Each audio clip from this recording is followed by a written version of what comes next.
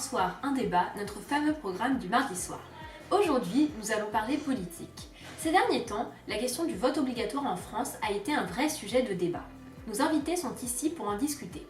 Ce soir, nous recevons une jeune écrivaine qui a beaucoup fait parler d'elle ces derniers temps, Magali Prévost. Oui, bonsoir. Bonsoir. Vous êtes l'auteur de Le vote quand le droit devient une obligation, un livre qui défend la liberté d'expression. Tout à fait. Judith Lapage, vous êtes professeure en sociologie à l'université Paris-Diderot. Vous défendez quant à vous la possibilité du vote obligatoire en France. Bonsoir. Plusieurs pays d'Europe ont déjà adopté le vote obligatoire. C'est le cas de la région du Vorarlberg en Autriche. Beate Schneider est l'une de ses habitantes. Elle est là ce soir pour nous partager son expérience. Bonjour.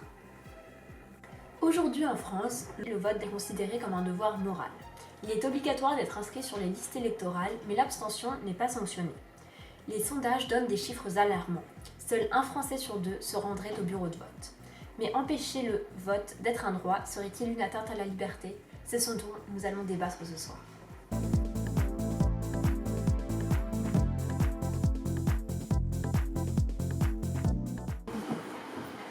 Bien sûr que non, le vote obligatoire n'est pas une atteinte à la liberté. On ne peut plus continuer avec autant d'abstention. 50,5% des Français qui n'ont pas voté, soit plus de la moitié de la population française. Ce n'est plus possible, on doit lutter contre l'abstention, ou ce chiffre augmentera et causera la perte du droit de vote. Cette indifférence est trop présente et empêche un bon déroulement des élections.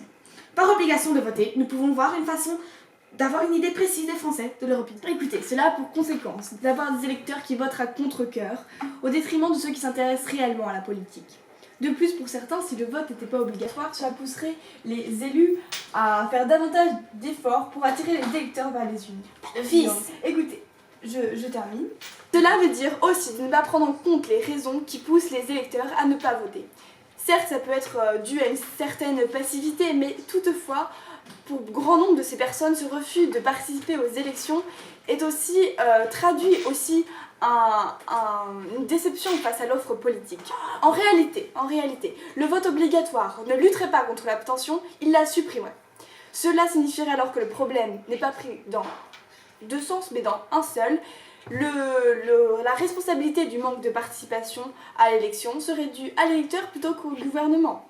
Enfin, je termine, l'obligation changerait la signification en mêlant des électeurs qui sont volontaires à des électeurs craignant de payer une amende s'ils ne votent pas. Ainsi donc, le vote blanc n'aurait plus du tout la même portée qu'aujourd'hui. Excusez-moi, mais voter blanc est bien mieux que de ne pas voter du tout. Dans ce dernier cas, nous ne pouvons être totalement fixés sur les raisons qui ont poussé les Français à ne pas voter.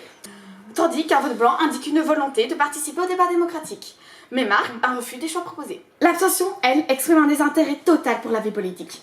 Le vote blanc est pris en compte et remis au parti qui aura la majorité, ce qui augmente son résultat, tandis que l'abstention n'a absolument aucun effet dessus. C'est un principe. Ne nous énervons pas, mesdames. Demandons son avis à Madame Schneider.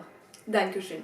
Ich denke, dass es positive Anblicke und negative Anblicke in der augustigen Abstimmung nehmen kann. Zuerst gibt das einen Grund, den österreichischen anzunehmen. Die Mehrheit bewegten sich in den Urnen. Ohne das nicht sogar. Die Enthaltung ist in einem Land also quasi wesenlos.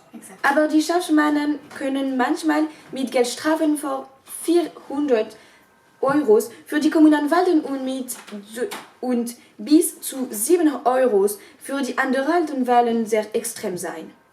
Man kann also erlaubt und vorsorglich Lust anzunehmen. Aber ich finde, dass das motivierend genug ist. Vous avez parlé de l'Autriche, je vais à présent vous parler de l'Australie. Depuis 1924, le vote est obligatoire en Australie. L'amende prévue est très faible, 11 €, mais est appliquée. L'Australie a réussi à diviser par 5 l'abstention depuis lors. Lors des dernières élections, la participation était de 93%. Mais depuis quelques années, le vote obligatoire est très critiqué. Les abstentionnistes sont de plus en plus nombreux et refusent de payer. Ils demandent l'abolition du vote obligatoire au motif que voter doit être un droit et non une obligation. C'est un exemple parmi d'autres. Certains pays n'ont aucun problème avec cette idée de vote obligatoire. En Belgique, une sanction financière a été mise en place et cela a donné des résultats concluants. En effet, elle lui permet d'avoir l'un des taux d'absorption parmi les plus bas. La population doit se rendre compte que ce vote permet de faire avancer le pays. Sans cela, nous pouvons avoir une idée précise de son opinion. Il est absolument impératif de la donner, cette opinion. Entschuldigung. Je voulais dire que le vote obligatoire changerait tout simplement le sens du vote. Il en ferait un devoir bien davantage qu'un droit. Le droit de vote, c'est une liberté. Mais bien sûr, mais il y a droit des Français qui leur permet de s'exprimer. Bien sûr, mais Avec le référendum, c'est la seule possibilité qu'ils ont pour s'exprimer en politique. Alors Judith Lapage, je suppose que vous avez lu ce livre. Est-ce que vous réfutez tous les points abordés par Magali Prévost? je comprends le point de vue de Madame Prévost. Excusez-moi.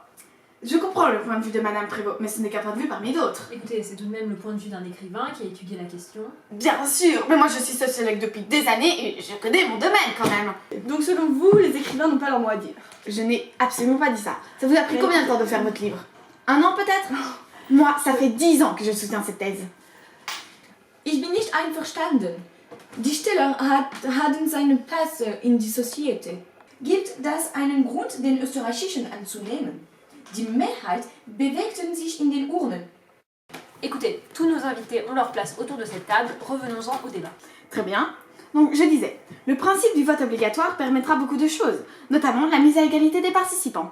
Cela permet de mieux représenter la population, les élus seraient le reflet du choix de l'ensemble de la population. Aussi, je pense que cela motivera les Français à s'intéresser à la vie politique et au programme des partis. Le vote est un devoir que les Français se doivent appliquer. Aber 5 Motive? Es geben vielen anderen Mittel, unsere Meinungsfreiheit anzudrücken. Die Presse, die Musik, das Kino. À l'approche des élections départementales et face à la crainte d'un taux d'abstention record, on peut en effet s'interroger, est-ce que voter est un devoir moral et est-ce que voter est un droit? Notons pour commencer que voter est d'abord un droit acquis de haute lutte à l'issue d'un combat éprouvant et inscrit dans la Déclaration universelle des droits de l'homme depuis 1948. Quasiment 100 ans après que Victor Hugo ait proclamé « Un jour viendra où les boulets et les bombes seront remplacés par les votes par le suffrage universel des peuples ». Cependant, la mention inscrite sur nos cartes d'électeurs nous invite à faire un pas de plus. On peut s'en rendre compte, mais elle porte la mention « Voter est un droit, c'est aussi un devoir civique ». Bien sûr, mais la lutte pour ce droit a été si dure qu'il est dommage de la gâcher par de l'abstention. Laissez-moi vous rappeler le chemin qu'on a fait. En 1791, la France est gouvernée par une monarchie constitutionnelle. La souveraineté appartient à la nation, mais le droit de vote est restreint. Ce n'est qu'en 1799 que le suffrage universel masculin est mis en place. Cependant, là encore, il est limité.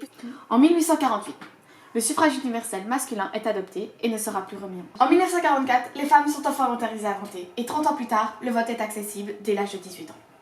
Le droit de vote a été une vraie bataille que nos ancêtres ont menée. Maintenant, c'est à nous de l'honorer. Je suis entièrement d'accord avec vous, le droit de vote est l'un de nos droits les plus sacrés, pour lesquels des milliers d'hommes et de femmes sont morts. Lincoln le disait, un bulletin de vote est plus fort qu'une balle de fusil. Une chose est sûre, c'est qu'un trop grand nombre de balles furent tirées pour que l'on puisse avoir le droit de glisser un bulletin dans une urne. Ce que j'essaie de vous expliquer, c'est que le droit de vote est bien plus qu'un simple droit. C'est un devoir moral qui protège ce que nous avons de plus sacré, la démocratie. Le vote n'est donc pas un simple droit, c'est un contact direct entre les citoyens et la démocratie. En effet, la démocratie est un pouvoir qui vient du peuple, par le peuple, pour le peuple. Il faut ici comprendre que sans le vote, la démocratie ne peut plus fonctionner, et qu'en conséquence, ce sont les citoyens qui détiennent ce pouvoir de vie ou de mort de notre démocratie. Merci beaucoup à vous trois d'être venus ce soir sur notre plateau. Magali Prévost, votre livre est disponible depuis 2 semaines dans toutes les librairies, déjà 100 000 exemplaires vendus. Vous pouvez réagir depuis chez vous sur cultureplus.fr ou via les réseaux sociaux. Un sondage est déjà disponible. Alors dites-nous si vous êtes pour ou contre le vote obligatoire.